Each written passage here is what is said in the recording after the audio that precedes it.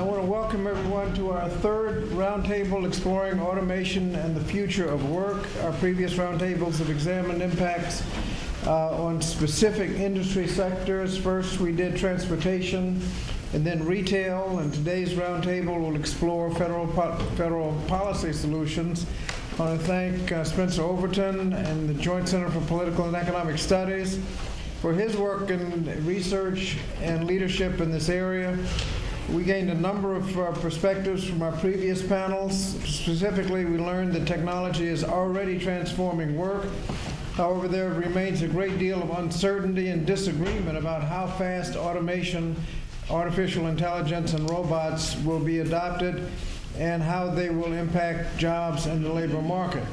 Some analysts take a benign view of the impacts. They argue that we've always had technology and the economy is flexible enough to quickly adjust, and others think that this is actually different, and they draw on past experience, concluding that every expanding human wants and technologies itself, everything that we want and technology itself have always created enough new jobs to offset losses. They, on the other side, some experts say that they believe that this time is in fact different. They contend that job displacement from new technologies will be quantitatively different, and large-scale adoption will happen so rapidly that people will not be able, in fact, to adopt.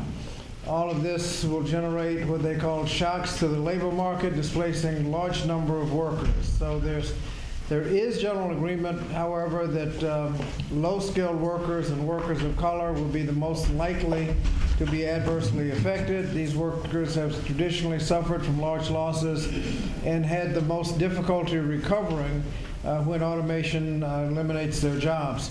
Automation is therefore going to be a major impact on income inequality, making things worse before they can get better.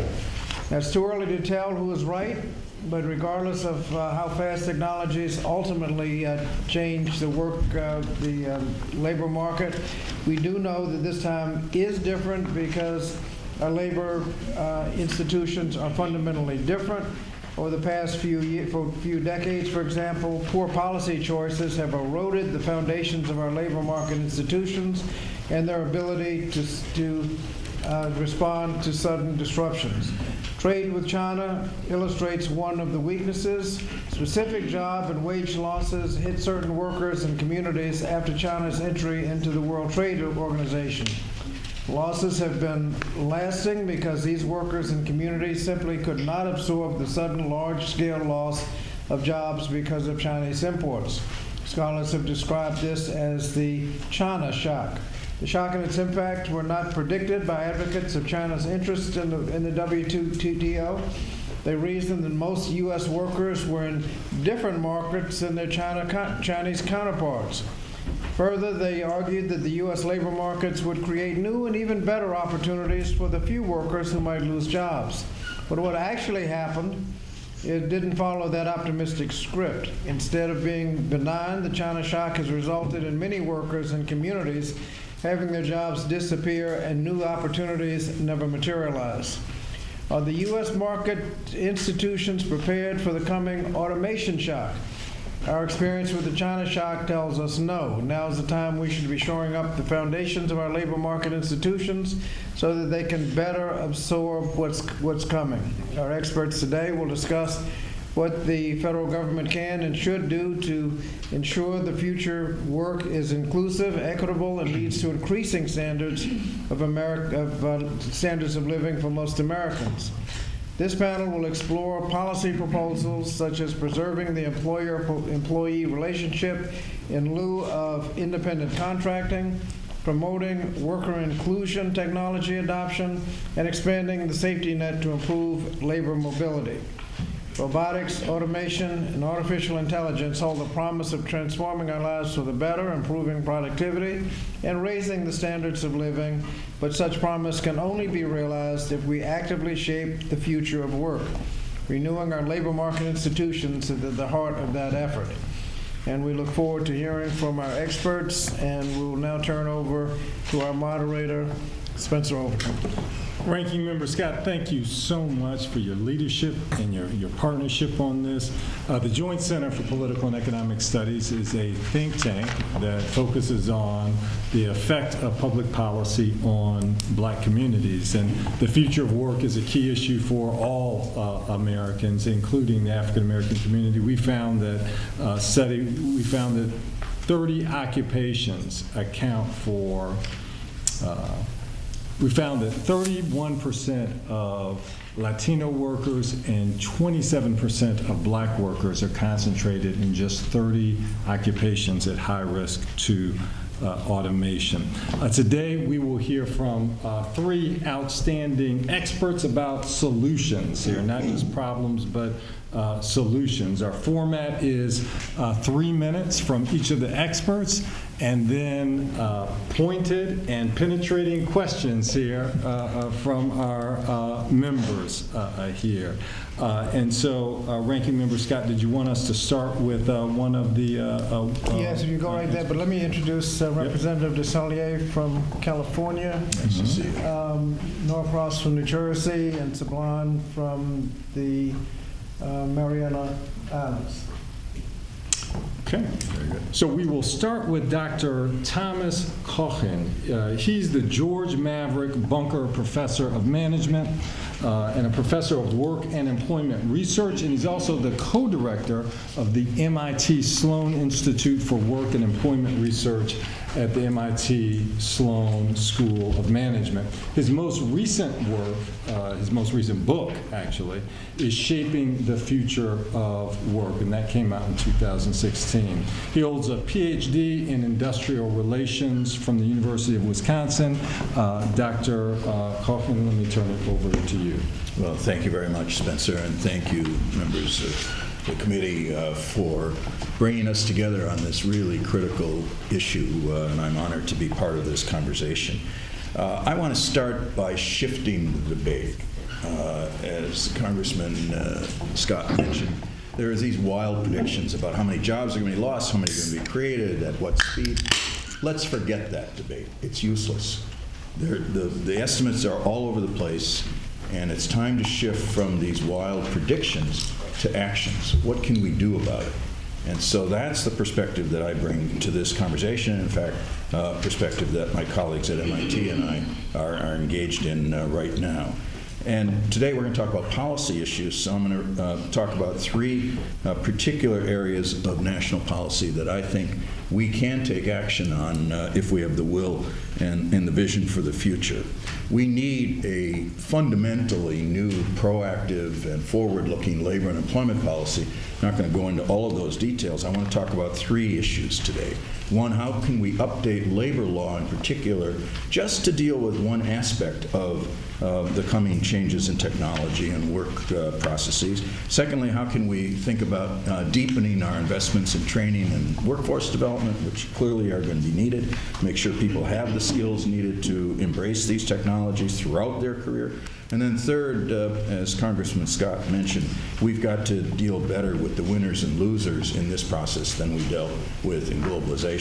I'll say some things about that. So let's start with this first issue of how do we think about the role of worker and worker voice in the design of new technologies and work systems. A very simple point. Today, when you look at how technologies are being introduced, there's a sequential process in most organizations. Some vendor or some inventor or someone even in the organization comes up with a new standard technology. They then start to negotiate with top management about how to make it work. And somewhere down the line, after it's about ready to be implemented, people start thinking about, do we have the right workforce? Do we have too many of these? Not enough of those? Do they have the right skills? That sequential process is deeply flawed and doesn't work very well. Instead, what we need is a much more integrated process where we integrate the design of technology with the design of work, and we bring workers into that process in the earliest stage so that they can help to shape that. And I'm going to use 2 examples, an old one and a new one, a relatively new one that our colleague from California will be able to relate to. In the 1980s, as we know, the U.S. automobile industry was losing market share to the Japanese. General Motors was really badly affected, and they said, we'll solve that problem, we're going to automate. They spent $50 billion, and our group at MIT studied this very intensively. And in the end, they still were the high-cost producer. Why? Because they designed the technology and they left out the workforce. And they found they couldn't make that technology work. Well, the auto industry got beat by Toyota that took an integrated approach. It said, we're going to gradually bring in technology and we're going to bring the workforce with us. We're going to listen to the workforce because they give, as the Japanese say, wisdom to these machines. We're going to have continuous improvement and we're going to make these technologies really pay off, and we're going to start with jobs that are unsafe and so on, and then become more productive. And they were very successful. The auto industry learned that lesson. But unfortunately, now fast forward 30 years and we have an organization called Tesla. Tesla is making exactly the same mistake. It said we're going to automate our factory completely. We're going to eliminate human labor wherever possible. And now they can't get the cars out the door, and they're pouring more and more labor into it while their customers wait for the product. So we need to learn that lesson, and we need to figure out how to do that. Well, one way to do that is to change our National Labor Relations Act. Our labor policy doesn't support worker involvement in these early stages. Those are managerial decisions and entrepreneurial decisions offline from the mandatory subjects of collective bargaining.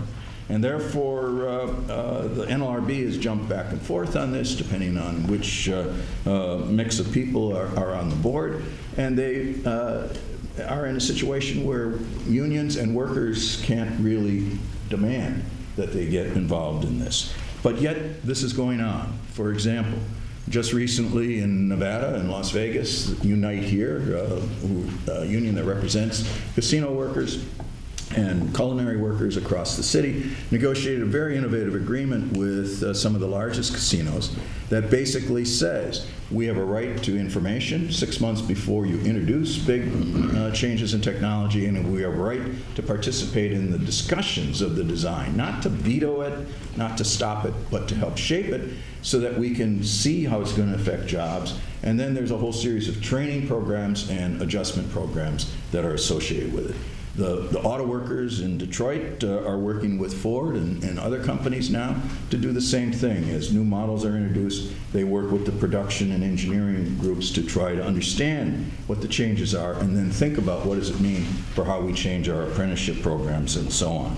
Well, we need to amend our labor law to encourage this kind of integrated work and organization and technology design process to bring workers into that process early on, because if we wait to the later points, it's too late. They can't be retrained at that point. So that's point number one. Point number two is very much related, and that is on training. Everybody talks about retraining.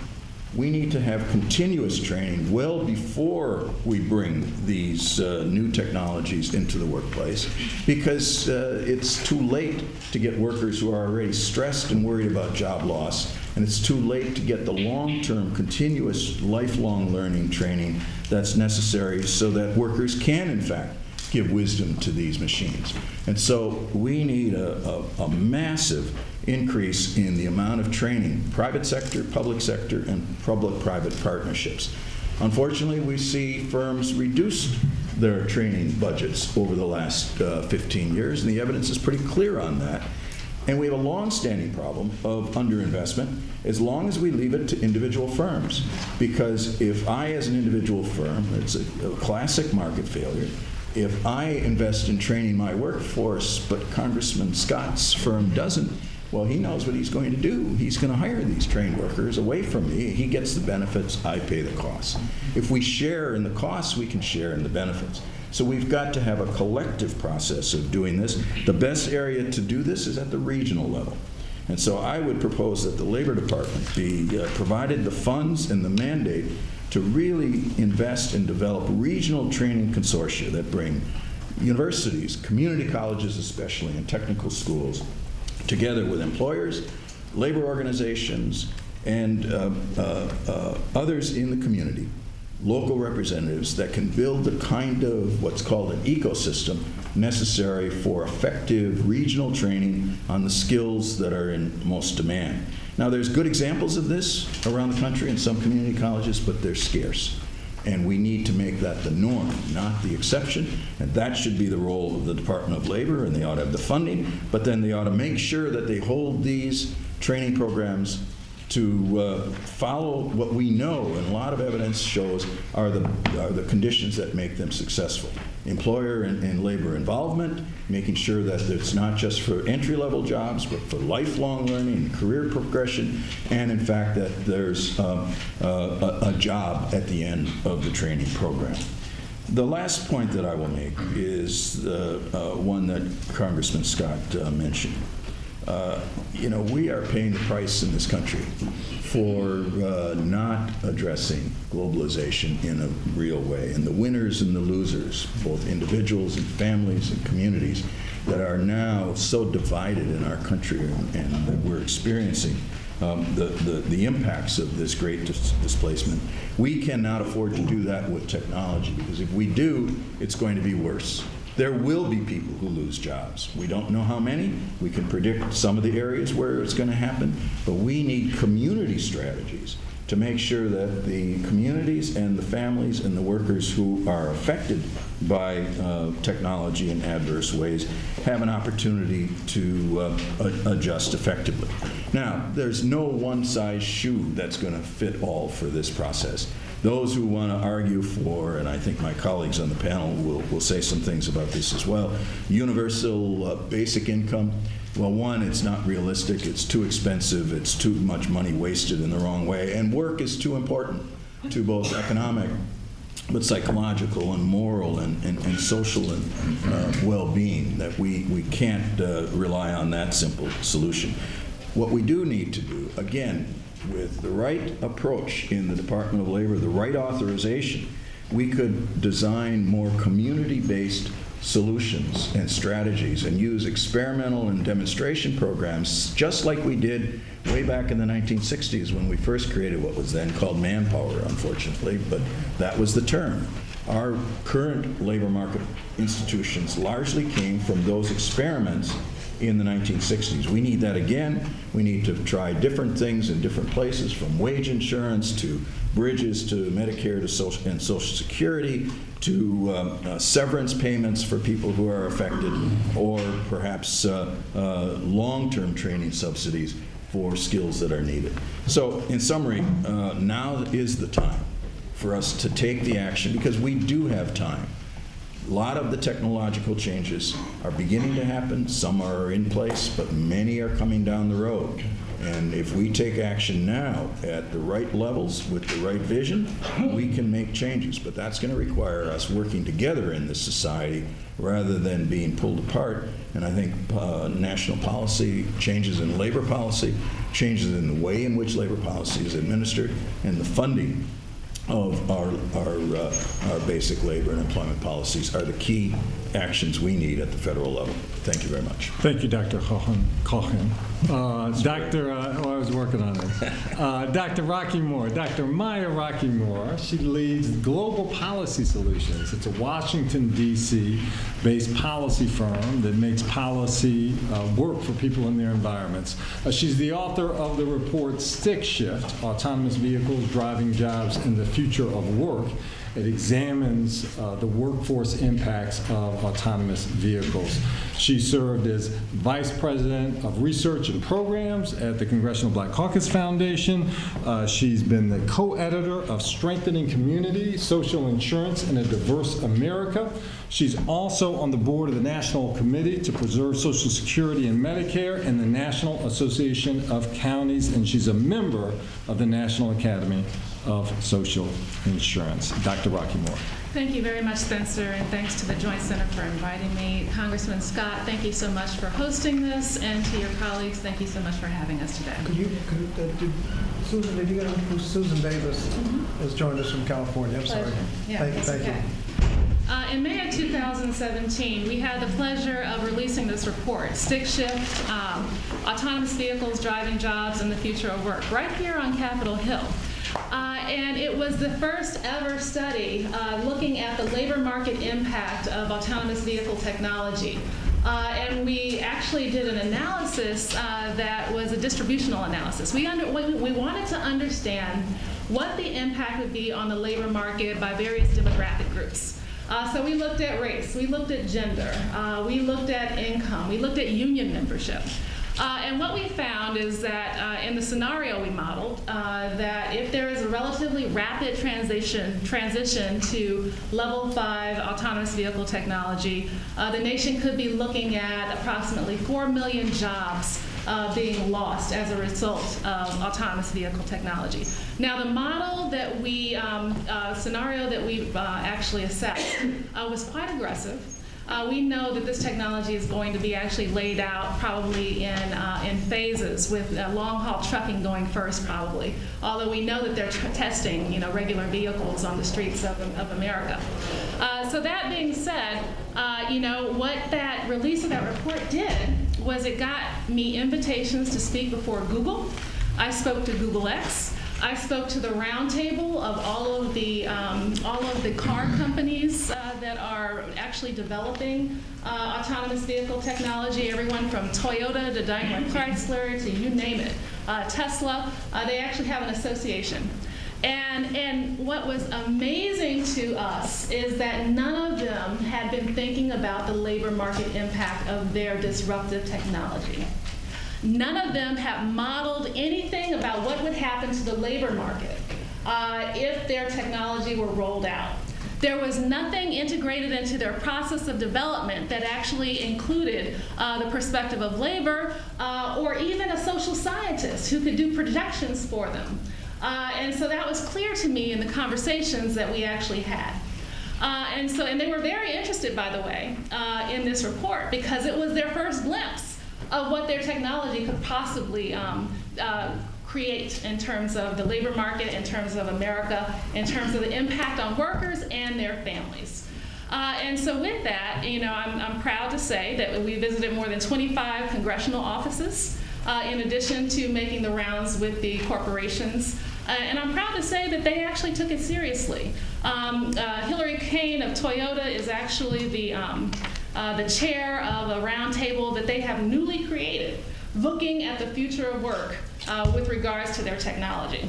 So at least that's progress. So that being said, the question becomes, what do we need to do on the federal level to not just stand in place, but to get ahead of this? Because as my colleague mentioned, this is already being developed right now. These technologies are in place. They're testing, and they're rolling out in phases. And so with that, as you all well know, some of you, I am a social insurance focused policy professional. And social insurance is an important part of this equation. Social Security, Medicare, I will include Medicaid and unemployment insurance. These are important programs, and they may have been created in the 20th century, but they're vitally important in the 21st century because these are automatic programs that are there for workers and their families when they experience disruption. Now, what I do advocate for is an expansion of these social insurance programs because we're going to need that in terms of the upcoming disruption that we're likely to experience in this country. And so with that, we came up with a series of recommendations. And those recommendations include everything from looking at automatic and unemployment insurance. So you all know that every time there is a recession, Congress has a big argument with Republicans and Democrats being on the predictable sides of the argument with regards to whether we should extend unemployment insurance for a certain amount of time, et cetera, et cetera. I think that the challenge of disruption to the labor market from autonomous technology is so great that we need to be looking at automizing, making automatic these aspects that we continuously argue about. We also argue for a progressive basic income. So, unfortunately, I agree that work is vitally important to the human condition. At the same time, we know that some people are going to be left behind for whatever reason. And that might be that they might be too approaching the age of retirement. They might be disabled or anything else that might prevent them from actually learning a new skill and actually entering a new job. And so having a progressive basic income, and the reason why I don't say universal basic income is universal is actually regressive. If everybody gets the same amount, that's a regressive policy. We need something that's progressive that actually makes sure that lower income people, lower wealth households get more in terms of their contribution. Education and retraining. So, it is important that education and retraining be a part of this. We propose a lifelong learning refundable tax credit as a part of that. There could be a grant that is a part of that allows workers to finance their continuous education over a lifetime, because, just as soon as one industry experiences disruption, the next industry is going to be disrupted as well. Affordable post-secondary education is a part of that, and we know that that's been a part of the discussion, and I know you all on Capitol Hill are looking at various proposals with that. But absolutely, community colleges should be a part of that equation. We actually think that 21st century unions, and when I say 21st century unions, I mean unions that actually open their doors beyond their memberships. That serve as regional training centers. Unions actually have this. They have the capacity to actually retrain workers. They've been doing it for years, but they should do it for the population, and there should be a way for them to get compensated to do it in a way that allows them to sustain their business model for the 21st century and beyond. Universal access to apprenticeship programs, federal job guarantee program would be an important aspect of this. And then oftentimes people don't think about entrepreneurship, but I will bring it up. That entrepreneurship is an incredibly important part of this equation, and I do think that with incentives that can help displaced workers start and sustain businesses that could lead to job creation and have a generative effect of the U.S. economy, that would be a good thing. And I'm just going to bring up this last point. Republicans are busy trying to tear down the fabric of our social insurance system, and they've been busy trying to do it for literally since Social Security was created in 1935. But certainly it's all part of their grand scheme of how they view America. They don't want a floor protection for American workers. They're okay with workers falling below a standard of living in this society, and Democrats aren't okay with it. And so with that, the Affordable Care Act has been a case in point. It's important that we not just preserve and protect and defend and strengthen the Affordable Care Act, but we actually have to get, I believe, to a system of single payer. Because if we're looking at a future where workers are uncertain that they can't get insurance to their jobs, they're not sure if they're eligible in a disruptive medical healthcare environment. While automatic Medicaid eligibility would be great, I actually do think that we're now moving toward a scenario where we need to look seriously at single payer as a solution to help address the challenge of disruptive labor technologies. Thank you. Dr. Eichenorth, thank you.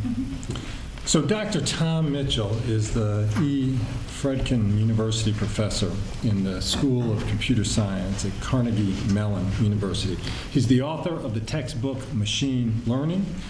He co-chaired the National Academies Committee that recently produced the report Information Technology in the U.S. Workforce.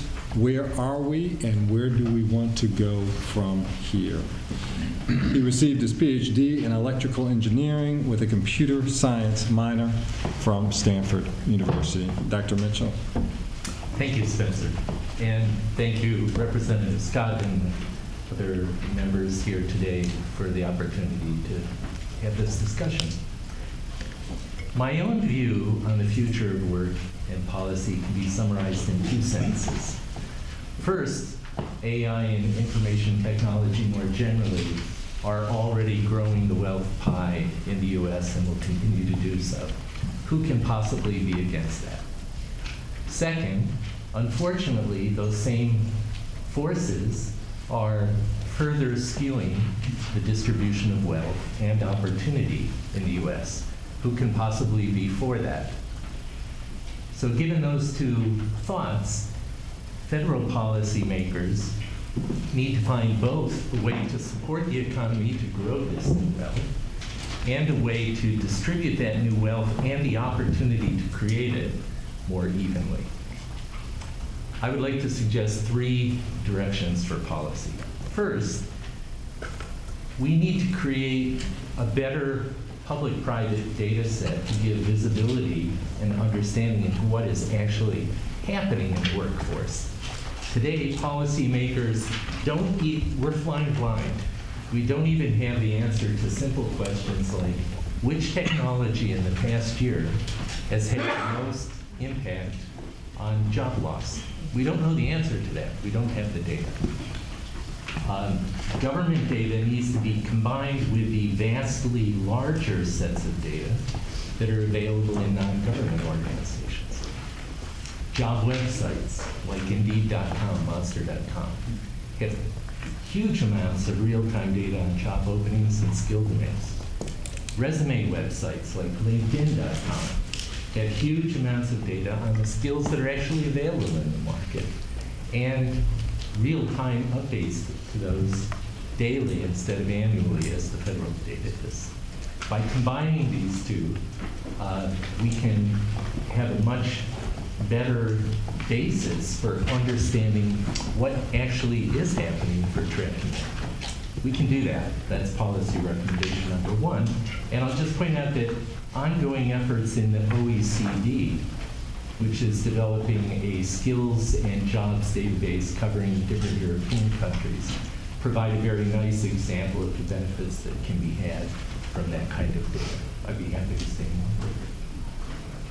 Second, in the area of education, we must improve our efforts to provide equal access and equal opportunity, especially in areas like continuing education and retraining. Dr. Rockymore suggested possibly a tax credit for continuing education. In fact, in France, there's already in place a related policy. In France, workers, like in the U.S., when you work for a week, you accrue a certain number of vacation days. That you said like the only? Like the U.S., in France, when you work, you accrue vacation. Yes, but a lot more. But more. If you're with a firm that does that. But unlike in the U.S., when you work for a week, you also accrue continuing education credits. It's a way of incentivizing ongoing education. You accrue continuing education credits that cover tuition and time off to take courses. Where is that? In France. Okay, It's a okay. current policy in France. But you're saying U.S.? No, Mr. Scott, the French are very. But perhaps in the U.S., we need an IRA for continuing education or some policy. Anyway, I just wanted to point out that it exists. A second education-related policy issue involves equal opportunity. One area where we've seen a big advance in access to education is online video courses. Over the past decade, those have exploded through YouTube and through companies like edX and Coursera. But if you look at the data, it turns out those online courses most benefit the students who are already mature, disciplined learners who are able to do self-study and have the discipline to pull that off. Those online benefits go less to less educated learners who haven't yet developed the discipline to do that. So we need to look at policy directions that can enable the less educated to also benefit from this big boom in online education. Finally, I want to talk about the area of freelance gig work, as in being a driver for Uber or being a computer programmer for Upwork.com. This is a very important area because that kind of gig work, which is new and enabled by AI and other information technology, provides a new kind of self-scheduled work that allows people, that draws new people into the workforce who couldn't, for one reason or another, hold a full-time position. So it's important for drawing new people into the workforce. It's also important because it's a safety net. If I lose my job, I can become an Uber driver. So we need policy that will nurture this kind of gig economy. And the most obvious step that can be taken is policy to remove the disincentives that workers have for joining the gig economy. The biggest disincentive is the lack of benefits, no retirement benefits, no health benefits. And so by changing policy there, we could give a boost to the gig economy, which I think has multiple benefits. So thank you. Well, thank you. I want to thank all of our witnesses. This is very helpful, and you answered first question I had. What are the specific proposals so we can do something about it? I'm going to call on whichever one wants to go first. Don? Sure. First of all, thanks for testimony. Mark and myself and a few others have been focused on this, quite frankly, for 2 years, and have literally traveled the country trying to get different perspectives on what is it going to look like. And I have to echo your statements that they are all over the place, literally, depending on how you look at it. But we talked about some of the examples, we talked about free trade. Let's go back to the NAFTA era and people who are still paying the very price for that agreement.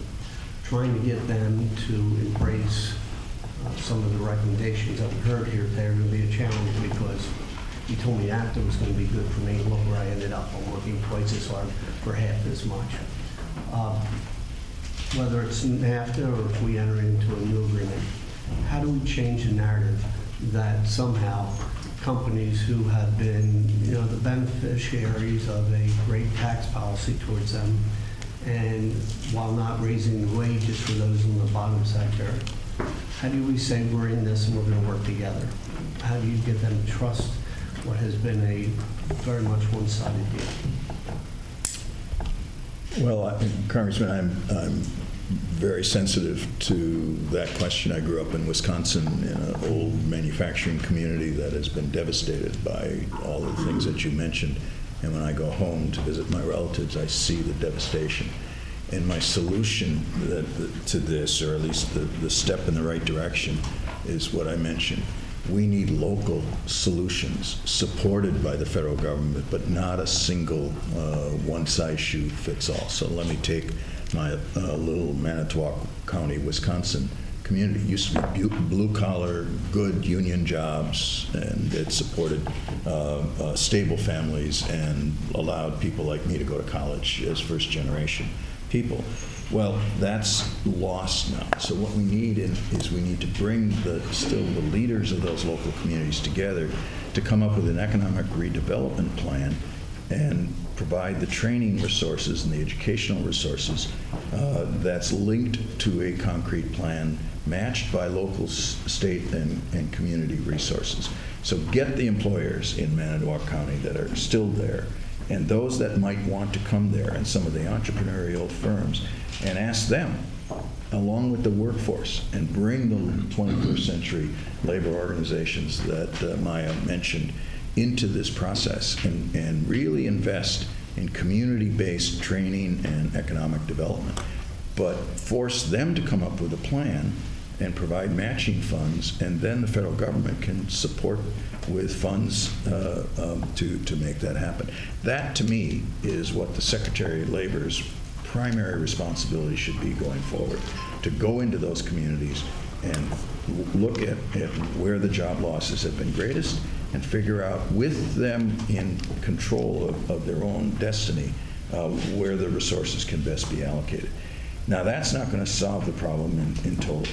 We also, I completely agree, need to rebuild unions, and I've got a lot of work going on what workers want out of unions. There's an increasing interest and demand for unions in the American workforce. Today, about 50% of the workforce, the non-union workforce, would join a union if given the opportunity. That number is up from about 30% in the 1990s.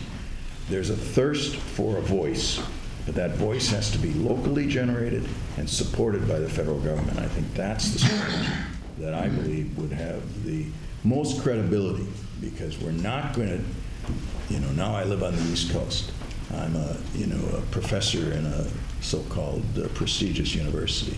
They don't want to hear what I think they ought to do. They want me to listen to them to then help bring resources and ideas on how we can build on their own thoughts. And that's what we touch base on, because we can't even get companies, for the most part, outside of the construction industry to even embrace the apprenticeship model Right. that is going on.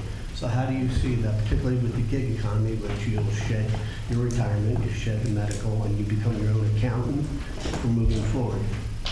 Portability, we've talked about that. But how do we encourage you to go into this economy of gig when you're actually progressing in many of those wage areas that I talked about? It's interesting. I think the role for the gig economy remains to be seen. It's still a very small fraction of the U.S. economy, although it appears to be growing rapidly. Many people who are in that economy have other kinds of jobs or are students. And so I think the benefit of the gig economy is really that it provides a part-time job for people who would otherwise simply be students without a job. Or I've also talked to people who, an interesting experience. I was in Austin, Texas, and met an Uber driver there who had just moved from Florida. And I asked him how he felt about working for Uber. He said, the best thing is I now have flexibility. I can move anywhere in the country I want. I know I'll be able to be employed. And so I think the real benefit of the gig economy, it remains to be seen how big a role it'll play. But it provides a kind of safety net and a kind of flexibility that we didn't have before. And the big problem is it doesn't provide the benefits. Legislation might be needed for that. Mark? I just want to thank you all for your work, and nice to see you, Doctor, again. Having spent a lot of time in this and having been an elected official in the Bay Area for a long time, I was at a meeting with Google that I was asked to go to with executives about a month ago, and there were researchers from Stanford and Berkeley. They're mostly from the Labor Institute and the Institute for the Study of Poverty and Equality. And we were talking about, Google had a group of people who had gotten grants from their foundation to do training. And it was all great little stuff, but the meeting went along fine until Laura Tyson from the Haas School, former Clinton economic chair of the Economic Council, threw a bomb out and said, why don't we talk about what we're really focusing on? It's about power. So I worry that we sanitize this, and I know we do in the Bay Area, where it's just, oh, this is like the Industrial Revolution, we've just got to come up with policy. It strikes me that it's all about countervailing institutions. We won't do it here, with all due respect, all of us who believe in the labor movement, if we don't have political infrastructure. So it's John Galbraith's, there's got to be countervailing institutions. So the question is, all of these good policies, you should send, Dr. Arkman, you should send them an invoice since you did their work for them. But why should these corporations, whether traditional corporations like Toyota and General Motors, or Google or Facebook, they're sort of nipping around the edges of their social responsibility, but they're not going to do it. No, they're not going to do it. They're Right. waiting for you all to tell them to do it. Well, we're not going to do it until we get a kick in the ass. Not all of us, people who are in the Labor Committee generally want to be on here, as our staff says, it's the committee for the little people. But the little people don't have a voice here. So, sorry, I'm going to be Laura Tyson. It's all about power. Well, What do you say? we've got a big project, Ed, in our group looking at the future of worker voice. And I mentioned one simple number, that there's an increased number of people who say that if a union option was available to them, they would join. Right.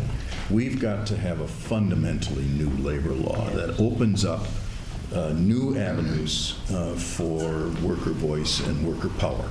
If we don't do that, you won't get the companies, even the good companies that are what we like to call high road companies. It's just a nice way of saying companies that are successful financially but also provide good jobs. We won't even get them to provide workers a real voice, much less bring up the rest. But our labor law is so badly broken. I was a member of a commission during the Bill Clinton's administration looking at the future of worker management, and we concluded then the labor law was broken. And then, since then, there's even more evidence. But we're not going to get there with minor revisions of our labor law. We've got to open it up to encourage the 21st century unions and to get unions themselves. There's a commission on the future of work and future of unions going on at the AFL-CIO now. My hope is they will open up to new ways of reaching out to the workforce as we find it today. So we need to encourage labor. We've got lots of what are called worker advocacy groups, call them Our Walmart or coworkers.com or the Workers Lab out in California, that are encouraging innovations and new ways of representing workers.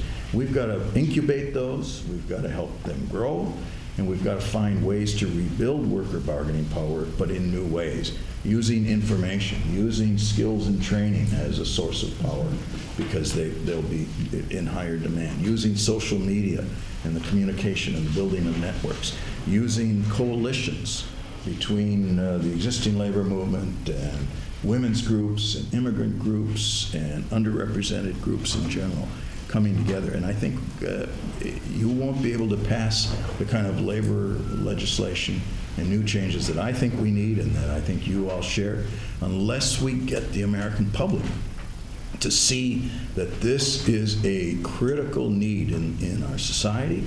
And so we've got to take this issue to the public and do it in a credible way, in a convincing way, that we reach people with a message that say there are options. And we hear your concerns, and we are going to work with you, but you tell us what kind of voice you want, and we'll figure out what the law ought to be. I don't think the laws are that. I mean, when you look at the auto industry, a fully loaded machinist in Bavaria is $85 an hour. In Tennessee, it's $25. In Mexico, it's $5. So we know that the culture and the model in Germany, Right. shared governance, all these things, the crafts work. Mm-hmm. It's more the political impetus and the infrastructure to get us to adopt those policies, the same policies that we adopted in the 30s and 40s. But the danger is, I just, from the Bay Area, the technology becomes sort of a cool new thing. And there's some basic, simple things about power and who gets it and how it's implemented here that's the bigger struggle. So the Obama administration did a study that this administration never released that extrapolated that 70 million American workers had non-traditional employee relationships. Well, our whole benefit system is set up there. So we've had meetings, Mr. Scott and I were in San Francisco with Virginia Fox talking to people about what do you do about that with Airbnb and TaskRabbit and things like that. So portable benefits, I think we can adapt to those things, but we have to have the impetus to do it. Yeah. And I know I'm preaching to the choir here, but it'd be easier for us to do it if we had an old labor movement that had, like in California, the labor movement still exists. So when you go in the legislature, people know if the labor movement supports something, it's probably got to get passed. So the struggle for me is how do you get that political incentive, however you describe that, for us to really be able to push through and enact the policies that you all will come up with. So may I speak to it? You're absolutely right that they're just playing around the edges. As long as this remains kind of like a voluntary kind of system, whatever they're going to do is be a fig leaf. While they continue to amass great amounts of wealth. And we're building a class, I would say an oligarch class in this country because we're not building one, it's built. It's built.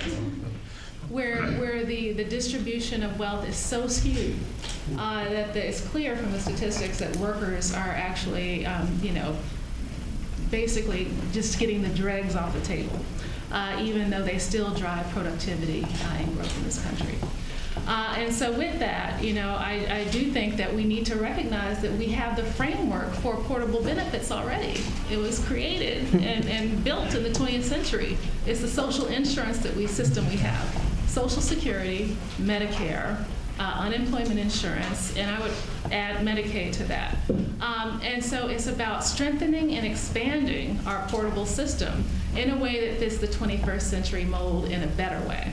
I would argue that with regards to, the gig economy workers, we need to, yes, they are, self-employed, so to speak, but these companies do nothing to help them figure out how to transition or how to actually link their wages to the Social Security system, et cetera. Or on the flip end of it, you can actually require these companies to actually provide some kind of structure that allows them to plug right into these benefits. So, I mean, there are things that we can do. I think in terms of what's going to happen, I would hate to predict, but, I can see a scenario where if the current folks in power stay in power and they use the tax credits as an excuse, the tax cuts that they gave themselves as an excuse to cut social insurance, that, we're gonna end up in a crisis situation where automation and robots are taking more jobs. There is no safety net system in place to actually help to cover these families and these workers. And people are going to realize that the whole system has conspired against workers. And so before we get there, we need to be describing for the American public what's happening. I don't think people still think job loss is just from globalization. They don't understand that automation is taking a significant amount of jobs as well. We need to become more transparent about that, so your data issue is important. And we need to continue to tell this story to the American people in a way that resonates and connects with the framework that we have that we should be strengthening and building for the 21st century. I'll just share one other thing, Bobby. That we had Peter DeFazio out to the Bay Area, ranking member on T&I, to talk to Google, Waymo, and Uber and Tesla about their self-driving. And what struck me about the meetings, and consistent with other meetings, and Peter and I talked about this, we were asking them, well, how can we help? You could really help with congestion. How do we provide the smart mobility infrastructure? And the general attitude, my impression was, we don't want your help. And what I inferred from that was, we're going to get this product out. The public is going to put so much demand on you that you will have to adapt policy, which includes labor protections, in my view, and infrastructure adapt to us. So I really think that's a conscious effort by the people who are developing AI, at least in the Bay Area. So they're just going to get it out and have the marketplace go, we love it. You guys, government, get out of the way. And I'm worried about that. Yeah, everything you said today makes sense. But it's, where is the tipping point, you may say? The crisis isn't, I mean, when I look around and I see people today, I say, I'm an immigrant to this country. I chose to be an American, and it's the best decision I've ever made. Never America before the best. But yes, you're right. The system is designed for those who have and those who don't have to want. We all want, and we can't get there because there's old money and new money, sort of. I'm sorry, but where is that crisis? I have a future because after this job, I have already said I want to be a labor organizer. Good So for you. thank you, sir, doctor, for giving me hope on my future. But where is the tipping point? When are people going to realize the truth that this system is rigged, not in their favor, but in the favor of those who have? I look, just the other day, the administration, the OMB and all this stuff, there'd be $1 trillion deficit. That's additional to do. $1 trillion, and I'm trying to figure out what $1 trillion is. I don't know, I don't have a million even, let alone 100,000.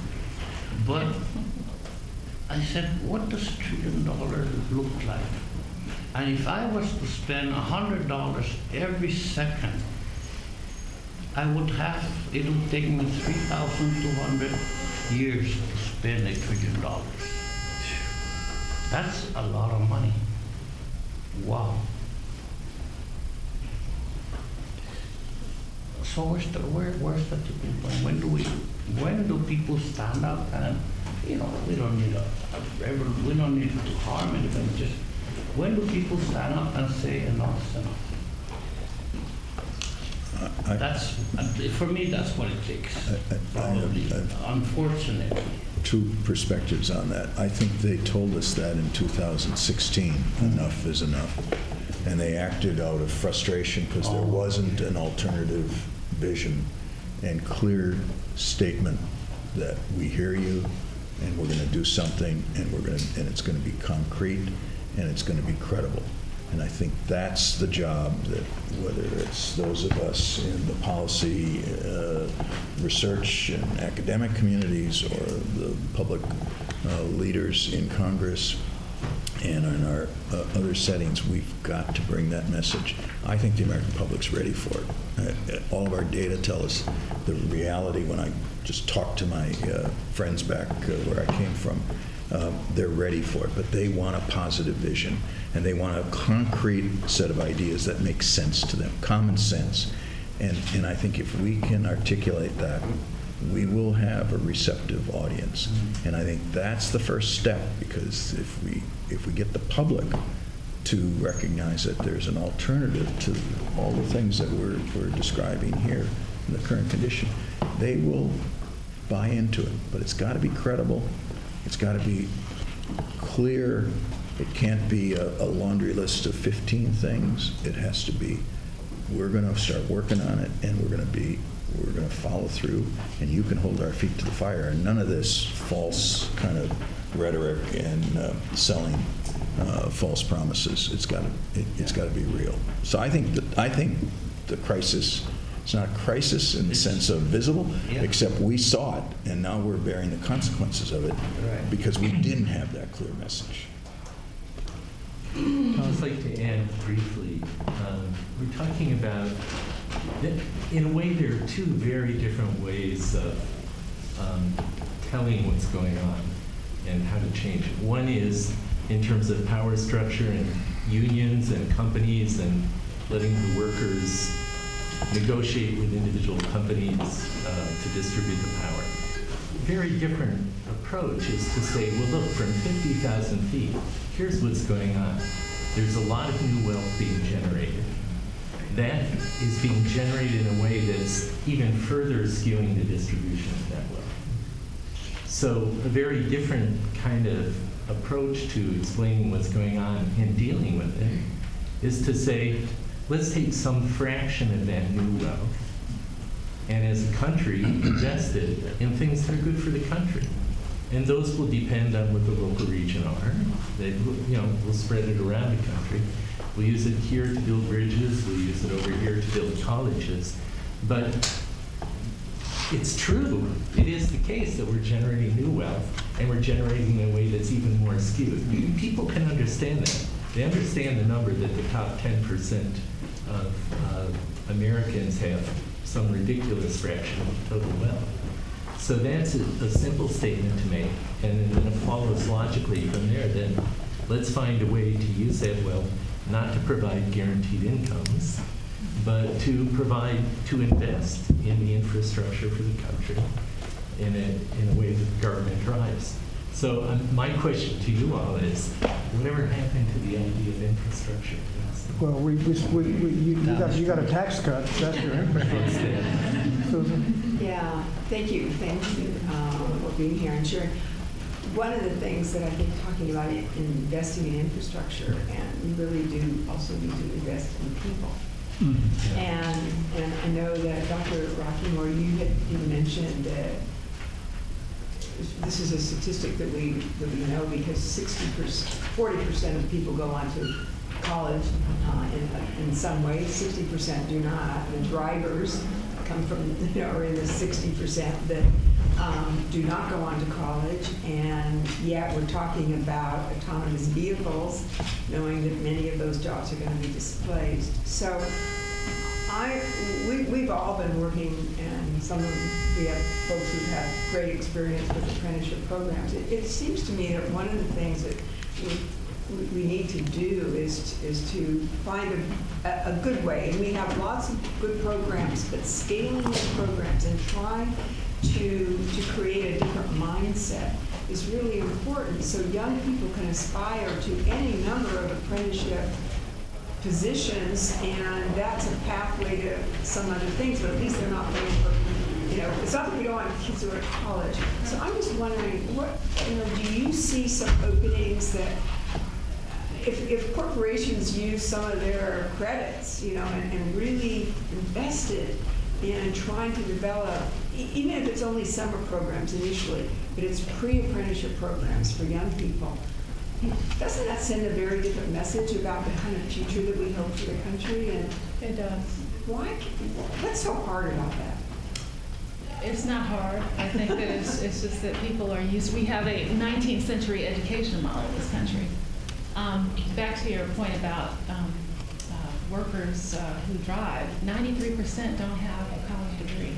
93%. 93%. No, in terms of drivers. Drivers, that important, that job And category. so, so we're talking about a fundamentally different situation here. And so I do think that we need to be looking at, and I didn't talk about it, but our K through 12 educational system needs to be a partner in this 21st century kind of framework. And I do think that, and Congressman Scott, you, what's it called? Oh gosh, I'm forgetting the term. Anyway, I think that we need to reimagine how we partner with middle schools and high schools especially. I think that we need to be having and integrating experiential learning and apprenticeship programs as early as junior high and high school. So, I mean, the partnership with these companies and the unions and the schools can actually create these training programs so that when kids graduate, they can choose to go to get a certification if they want, go into an apprenticeship program that helps them to get a job at the back end if they want, or to community college or on to a four-year college system. That they have the choice and the span. All prestigious. The span of opportunities available to them, but that all plug them into this 21st century economy. And so for me, it is a part of partnering with the K-12 educational system, and we need to modernize that. Talking about career and technical education? Yeah, absolutely. Thank you. What do you say? There are examples like that. There's not enough of them. So even take a company like IBM. They have developed what they call P-Tech, which is a fantastic program, and they do exactly what you're describing, and work with the high schools and work to have a 6-year program through the high schools to bridges to community colleges, and guarantee people coming out of it that there will be a job at the end, and use that not as the end point of education, but then to give students enough confidence, particularly underrepresented students, minority students, the confidence that they can go on. And I think that's just one example. We should be modeling that across the country, and that's why I think that if we were to allocate our federal training funds to communities and to organizations that put up those kinds of resources and then match them and make sure we hold their feet to the fire to do it right in the ways that we know how to make it work, we could make a big difference here and set people, you use the term that I believe in very strongly, lifelong learning. It's nice rhetoric, it's not reality yet, and we've got to turn that from rhetoric to reality, and this is the way we can do it. So there's no rocket science here. It's just taking what we know works and spreading it. Federal funding and federal leadership from this committee and from the president and from the people in the administration, Secretary of Labor and the Secretary of Education. That's their mission. They're not following that mission today, but we should hold them accountable. We're actually going in the wrong direction because we passed a $1.5 trillion tax cut, mostly going to the top 1%. That's doing great for income inequality.